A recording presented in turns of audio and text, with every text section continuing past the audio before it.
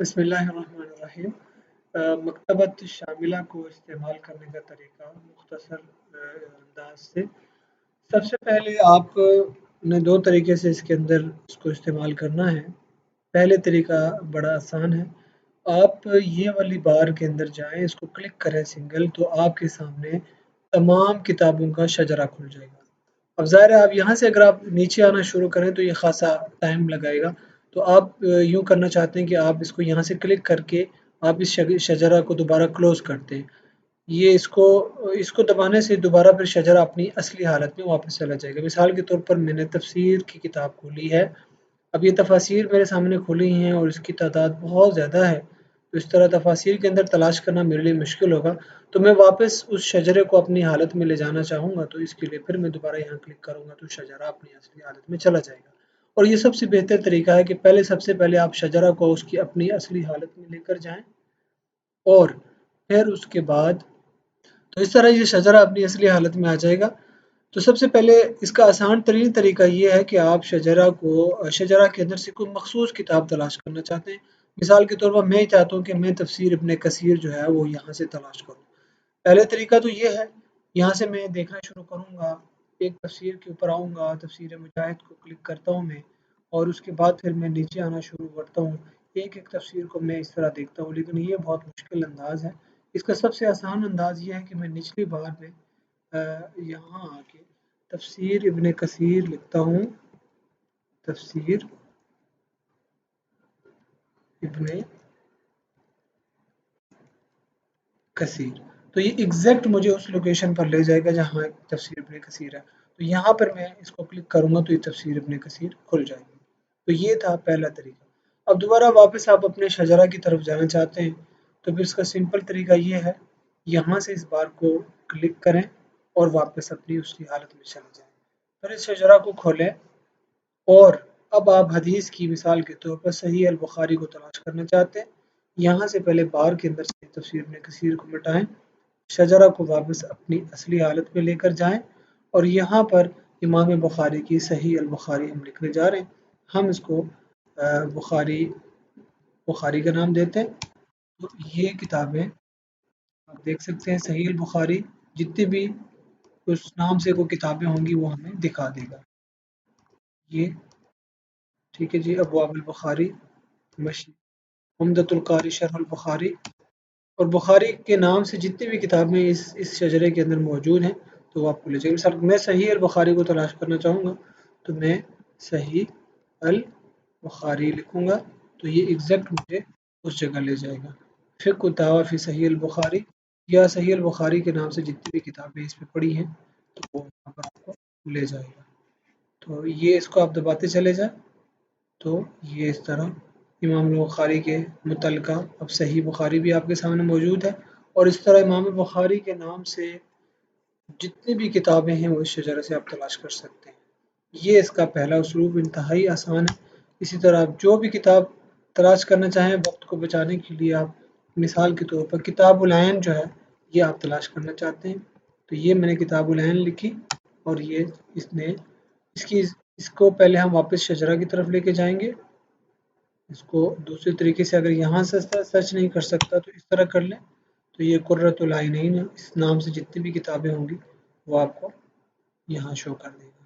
ٹھیک ہے، مثال کے طور پر میں لسان العرب کو تلاش کرنا چاہتا ہوں، تو شجرہ کو پہلے اپنی اصلی واپس حالت میں، پھر یہاں میں لسان العرب لکھوں گا اور اس کو کلک کروں گا تو یہ صحیح لسان العرب کے اوپر مجھے اس نے آ کے چھوڑ دیا، تو یہاں پر میں لسان العرب کو کلک کروں گا تو اس طرح ڈائریکٹ میں بغیر کسی وقت کو ضائع کیے ہوئے اپنے مقصود کو پہنچ جاؤں گا۔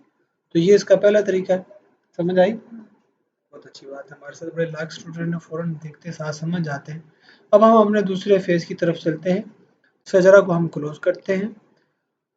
یہ پہلا طریقہ تھا، اور دوسرا طریقہ جو زیادہ تر استعمال ہوتا ہے وہ لوگ استعمال کرتے ہیں جو خاص طور پر علمی مقالات جات لکھتے ہیں، تھیسس، پی ایچ ڈی یا ایم فل کے۔ اس کے لیے سب سے آسان طریقہ یہ ہے کہ آپ یہ جو دوربین بنی ہے اس کے اوپر آپ آ کر کلک کریں، ٹھیک ہے۔ آپ کو کسی بھی موضوع سے کوئی بھی چیز تلاش کرنی ہے، مثال کے طور پر مجھے अहादीस की किताब से कोई हदीस रसूल को तलाश करना है, तो हम ये देख सकते हैं कि ये शजरा किताबों का बिल्कुल उसी तरह जिस तरह आपने पहले देखा यहाँ इस तरह रखा है। तो आपने हमेशा ये याद करना है कि आपने मतून में जाना है, मतून और हदीस को सिलेक्ट करेंगे। अगर आपने सारी किताबें कुतुब हदीस से उस हदीस को तलाश करना है, तो इसका आसान तरीका ये है कि सबसे पहले जाके आप इसके मजमूए को सिलेक्ट करें।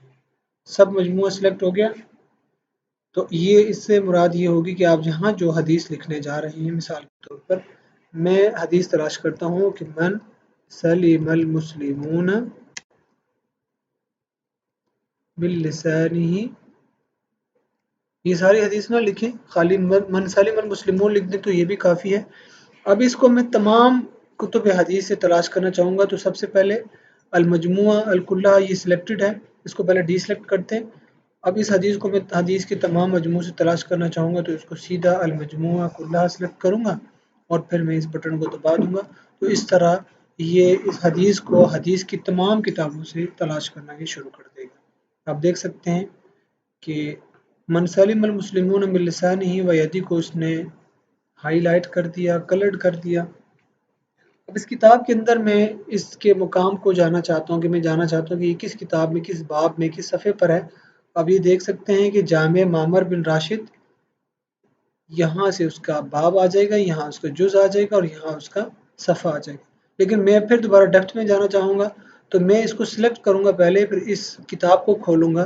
तो इस तरह मैं डायरेक्ट जो है किताब जामे मामर बिन राशिद के इस सफ़े पर भी पहुँच गया और इसकी सारी डिटेल भी मेरे सामने आ गई है।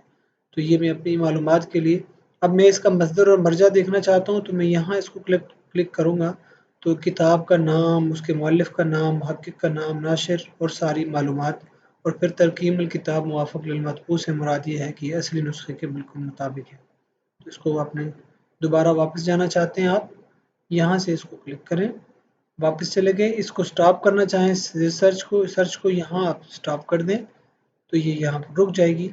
इसको ख़त्म करना चाहते हैं तो दोबारा इसको यहाँ से ख़त्म कर दें। फिर दोबारा हम जाएंगे तलाश के अंदर, और अब हम इस हदीस को मुख्तस किताबों में तलाश करना चाहते हैं। तो उसका तरीका ये है कि सबसे पहले आप इसके मजमूए को इल्गा करें, यानी डी सेलेक्ट करें।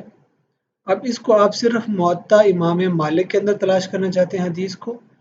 फिर आप इस हदीस को मुस्नद अल हुमैदी के अंदर तलाश करना चाहते हैं, और जो आपको मकसूद किताबें सही अल बुखारी के अंदर, इन किताबों को आपने सेलेक्ट किया और फिर यहाँ से इसको सर्च कर दिया। तो ये तीनों किताबों के अंदर आप देख सकते हैं मुस्नद अल हुमैदी और सही अल बुखारी के अंदर से जो हदीसें इससे मैच करती थी उसको इसने तखरीज कर दिया है।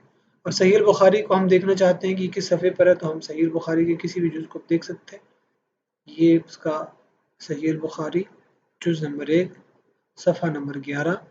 अब इसके बाब को भी देखना चाहते हैं अगर आप, तो आप देख सकते हैं कि किताबुल ईमान बाब अय्युल इस्लामी अफ़ज़ल, तो सफ़ा नंबर जुज़ नंबर 1 सफ़ा नंबर 11।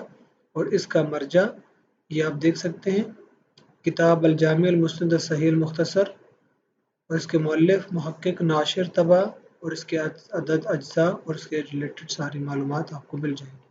तो ये है पहला तरीका।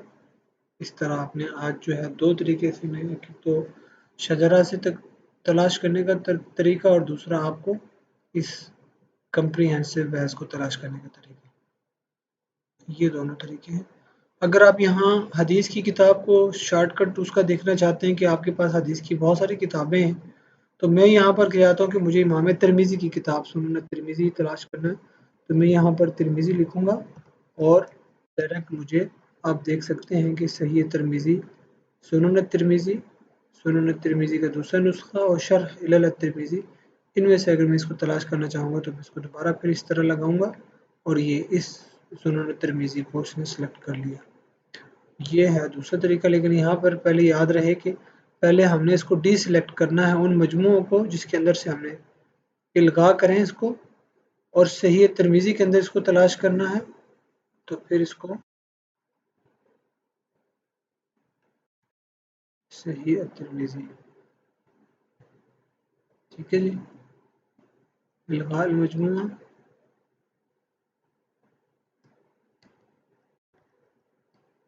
तिरमिज़ी اور آپ دیکھ سکتے ہیں کہ اس نے ترمذی کو تلاش کر لی. یہ انہوں نے ترمذی اور اب اس کے اندر سے ہمیں تلاش کرنا ہے.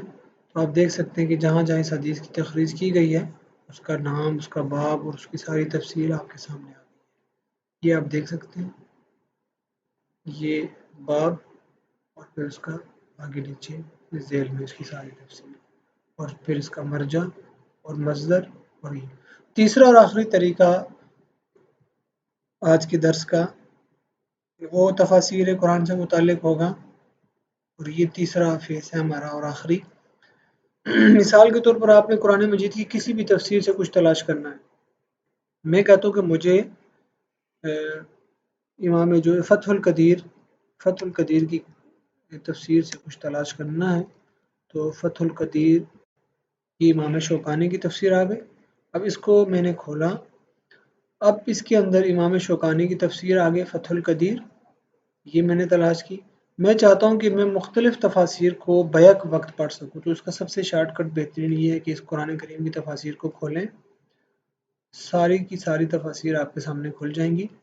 اب سورۃ البقرہ کی آیت نمبر 4 کو میں کسی اور تفسیر میں اس کی تفسیر دیکھنا چاہتا ہوں. اس وقت تو میرے پاس فتح القدیر ہے، لیکن اسی آیت کو پہلے سلیکٹ کیا، اب اسی کو میں فتح البیان میں دیکھنا چاہتا ہوں.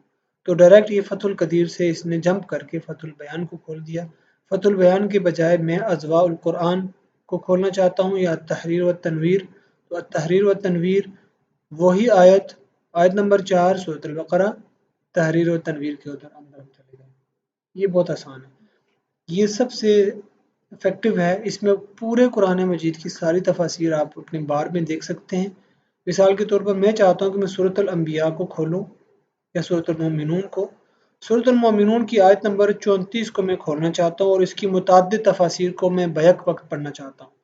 تو میں کہتا ہوں جی مجھے تفسیر الواضح کے اندر اس تفسیر کو دیکھنا ہے. تو تفسیر الواضح کے اندر آپ دیکھ سکتے ہیں کہ یہ آیت نمبر 34 جو ہے یہ آپ کے سامنے آ گئی ہے. یہ آپ کے سامنے آیت نمبر 34 تفسیر الواضح. اب اسی تفسیر آیت نمبر 34 کو میں صفحۃ التفاسیر میں دیکھنا چاہتا ہوں. تو میں نے صفحۃ التفاسیر کو سلیکٹ کیا، تو یہ آپ دیکھ سکتے ہیں کہ آیت نمبر 34 یہ آپ کے سامنے لے آیا ہے اور نیچے اس کی جو ہے وہ اس نے تفسیر بیان کرنا شروع کر دی ہے. اب اسی کی تفسیر کو میں تفسیر المیسر میں دیکھنا چاہتا ہوں. یہ تفسیر اب وہاں چلی گئی. یہ آپ دیکھ سکتے ہیں کہ تفسیر سورہ نمبر آیت نمبر 34 سورہ المؤمنون. اسی طرح یہ تفاسیر کے مختلف اجزاء کو مختلف مفسرین کو آپ بیک وقت دیکھ سکتے ہیں. اس کا بھی طریقہ کار وہی ہے. احکام القرآن میں کھولنا چاہتا ہوں تو یہاں سے میں اس کو سلیکٹ کروں گا. احکام القرآن سے متعلقہ ساری معلومات آپ کو یہاں سامنے مل جائیں گی. کتاب، مؤلف، محقق اور ناشر اور سن طبع. یہ ہے آج کا سبق. اللہ کرے کہ آپ کو سمجھ آئی ہو. امید ہے کہ انشاءاللہ اس سے آپ جی